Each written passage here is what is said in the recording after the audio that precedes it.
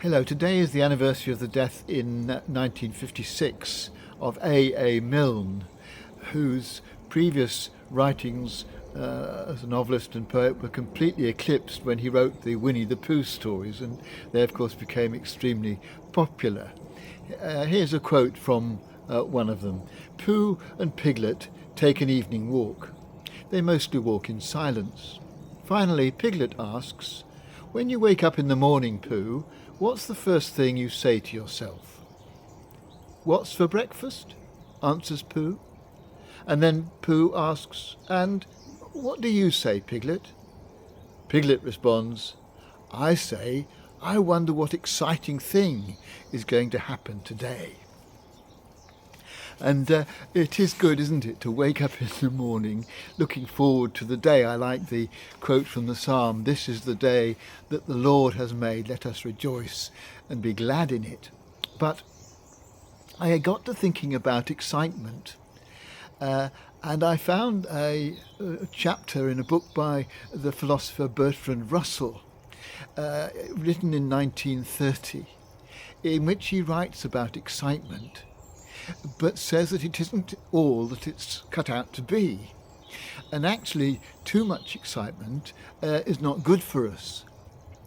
Too much excitement, he says, not only undermines the health, but dulls the palate for every kind of pleasure, substituting titillations for profound organic satisfactions, cleverness for wisdom, and jagged surprises for beauty.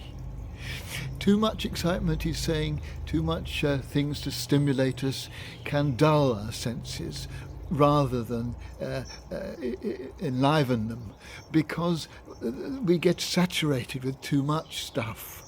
And I think this is very much true, much more so probably of our society than it was when Bertrand Russell wrote nearly a century ago.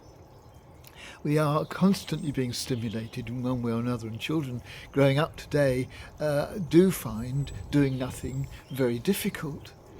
But, says Bertrand Russell, boredom is really important, because to learn to be bored, and he thinks parents should teach children to be bored, learning to be bored is a way of letting your body, your mind reflect.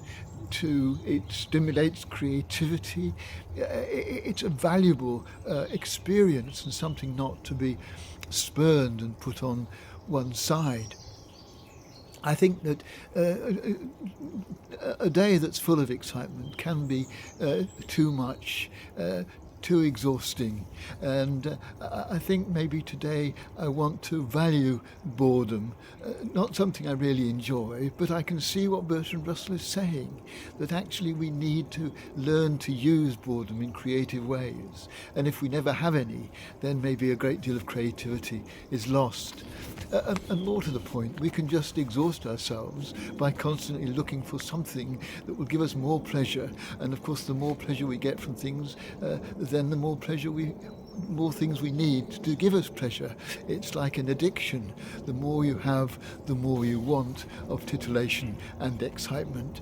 And so, to finish with Bertrand Russell's summary of the situation, a generation that cannot endure boredom will be a generation of little men, forgive the generic male, will be a generation of little men, of men unduly divorced from the slow processes of nature, of men in whom every vital impulse slowly withers, as though they were cut flowers in a vase.